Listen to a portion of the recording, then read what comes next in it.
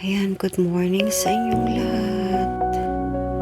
Eto, maghahanap ako ng panglinis daw sa farm ni grandmother. At nasira daw yung kanyang gamit at andito tayo ngayon sa hardware. Ay nako, kalamig pa naman. Ang dami, hindi ko alam kung anong bibilihin ko. Daming mga gamit. Oh. Kaya ng mga cutter na yan. Oh. Cutter ng mga dahon-dahon, panglinis. Yan. Oh. Ito, dami-dami klaseng mga gamit. Para sa carpenter, para na rin sa ayan o, para gamit din sa mga carpenters. Ito yung panglinis ng to rin sa farm. Mahal o, ganyan lang yan, pero mahal din. Ayan, may iba-ibang size.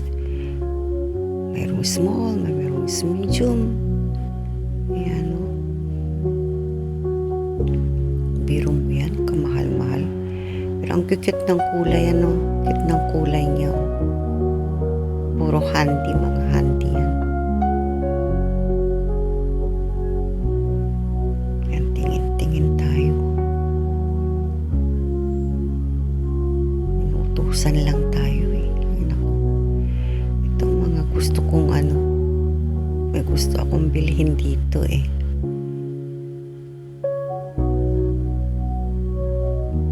Mahal nga lang talaga.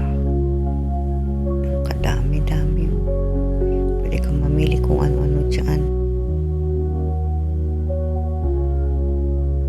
Ayan o. Pag ako pumunta dito talaga napapatagal ako. Tingin ako ng tingin.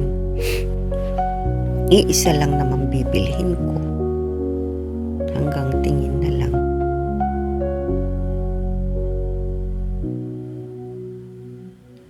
Nakakatingin ako ng ganito, naalala ko ang tatay ko eh. Mahilig magkatikot sa loob ng bahay. Yan, dito tayo, tingin ako ng tornilyo. Kasi kailangan ng tornilyo daw. Palitan yung tornilyo. Ewan ko kung anong papalitan nila. Tayo po'y inutusan lamang. Tingin tayo, saan kaya dito? Yan. Uy.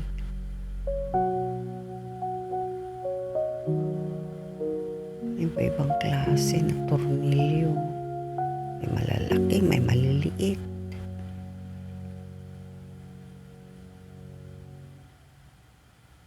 Ano ba yung size na yun?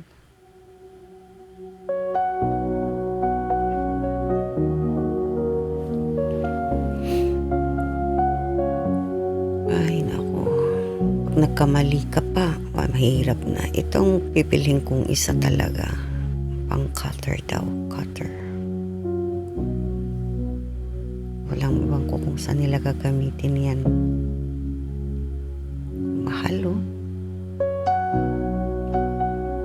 Tara, ikot muna tayo. Ginaw.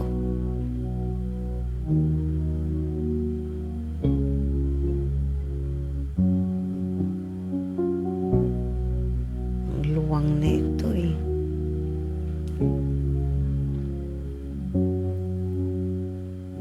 Balik na naman ako. Talagang balak kong bumili nito eh. May pagkagamitan ako. Ayan, balik na ako dito at bilhin ko na yun. Bibilhin ko, tuwi na tayo. Bye-bye.